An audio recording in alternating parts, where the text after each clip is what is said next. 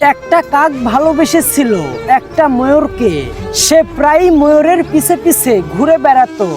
ময়ূর এটা বুঝতে পেরেও না বুঝার ভান করে এড়িয়ে যেত। এভাবেই দীর্ঘদিন চলে যায়।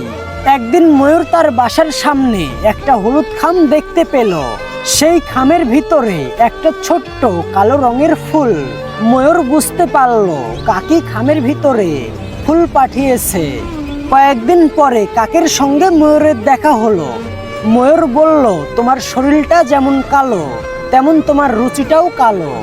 তাই তো এত ভালো ভালো রঙের ফুল থাকতে কালো রঙের ফুল পাঠিয়েছো। কাক ময়ূরের কথা শুনে দুঃখ পেয়ে চলে গেল। বেশ কিছুদিন ময়ূর আর কাকের দেখা পেল না। এইভাবে সপ্তাহ গেল, মাস গেল, বছর পেরিয়ে গেল। কাকের সন্ধান আর ময়ূর পেল না।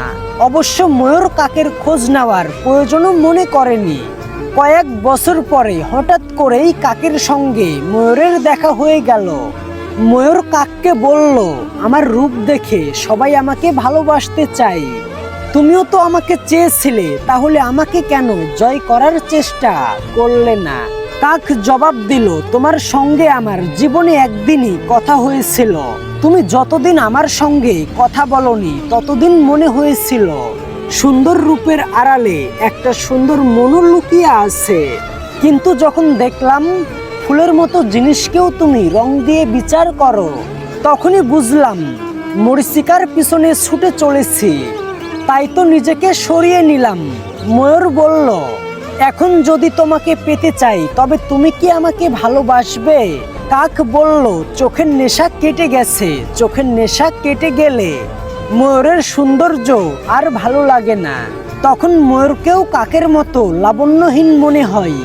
জীবনের আসল বাস্তবতা তখন চোখের সামনে। কাক ও ময়ূর বিপরীত দিকে হাঁটা শুরু করলো। ধীরে ধীরে দুজনার দূরত্ব বাড়তে লাগলো। এই দূরত্ব যত বাড়বে, জীবন নামক সমুদ্র থেকে তারা তত বেশি মুক্তা সংগ্রহ করতে পারবে।